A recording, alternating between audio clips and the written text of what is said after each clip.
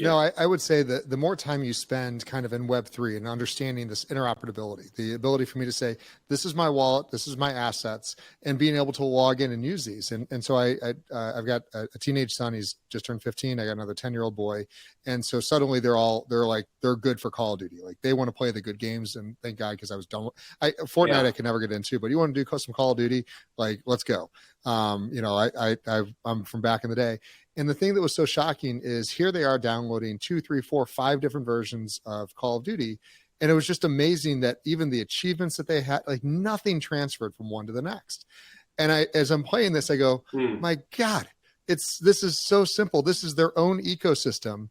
And it's not even recognizing as we bounce back and forth between these games that we're playing in these things. And so the idea, and my one son, the 10-year-old, he wanted this one skin. I said, well, can you go buy it from someone else? He goes, no, you can only buy it from their store. That's the biggest change we're going to see. We're going to, you're going to see, right now the games, I think that we're familiar with most of them, not talking fluff world, but some of the really kind of prehistoric metaverse, not metaverse, blockchain games. We're going to look back and say that was a great start. But the idea that we have to see blockchain move into AAA games is definitely coming. And I know a lot of people are working on it, but it's going to be interesting to see who gets there first. And I think you guys have invested in a few projects that have the potential to get there. Yeah, there's one specifically we just recently closed, which is Uncaged Studios out of Israel. So they did Monkey Ball, which was fastest selling NFT. I know you say the names. It's always laugh-inducing. But that was the fastest selling NFT package that went out on Solana. But the guys that are behind that, again, it's the adults come into the room. They were the founders of Playticker, which is a NASDAQ-listed gaming studio. That game is developing quite rapidly and is due out this year. So if you look at where that's coming and the level of community engagement, we're not looking too far into the future. There's obviously been a lot of setbacks, not obviously, but there have been setbacks this year for a number of the AAA rated games.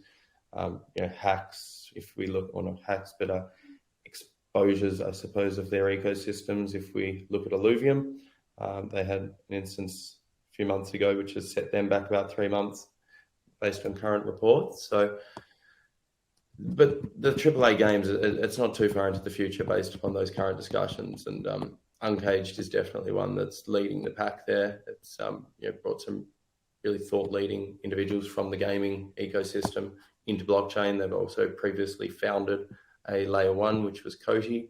So they understand what is required to have a successful both blockchain and gaming studio, which if we're looking at de-risking of an investment, it's a pretty good combination. Some pretty sizable leads in that round as well. So it was one of the ones that we're quite happy to be involved in. And also probably to speak to gaming guilds, the rise of gaming guilds. No, go hit that one, because to me, now you're combining blockchain gaming with DAOs and community. These are going to be some of the most powerful forces on the planet once they get their act together. And I give Gabby at YGG a ton of credit for really founding this entire asset class. But now we're seeing a lot happening with Illuvium and others in the space that are going to be just again beasts that are very professionally well organized. You want to talk a little bit about your thoughts on that? Yeah, and I think you had Darren Smorgan on with his gaming guild Palemus. We were one of the investors in that. But I think what gaming guilds really do is they address a couple of sort of key points required for the space. The first one is, so you have an NFT or you have a gaming asset, what do you do with it? If you are, not necessarily holding it to go and play it 24/7, but you're holding it from an asset appreciation perspective.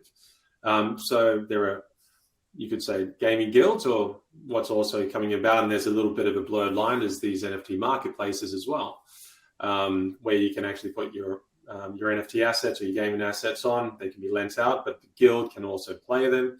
The guild can provide their own principal assets to be, to build out, sort of like a championship team that goes up against other guilds. And so I think it addresses, what you do with NFT assets. So you can join guilds, you can become part of a bigger community, which we keep coming back to that point around community. And that second point, which is uplifting the community, because you have players that are gaming enthusiasts that don't have the assets, and the gaming guilds are able to provide those, and they're able to provide basically a remuneration structure that helps to uplift.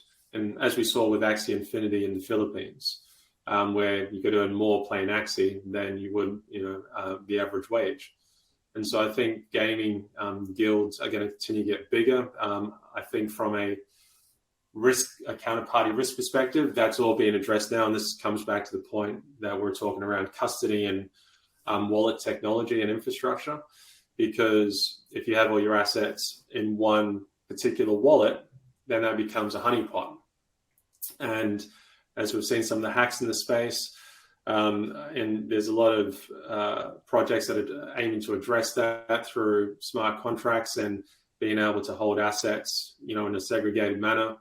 At Zerocap, we provide custody of different assets where you can change the permissions, where you can have people play the NFTs or play the gaming assets, but they're not able to transfer the assets out of custody, and it remains within, whilst it's under Zerocap's control, it's insured as well.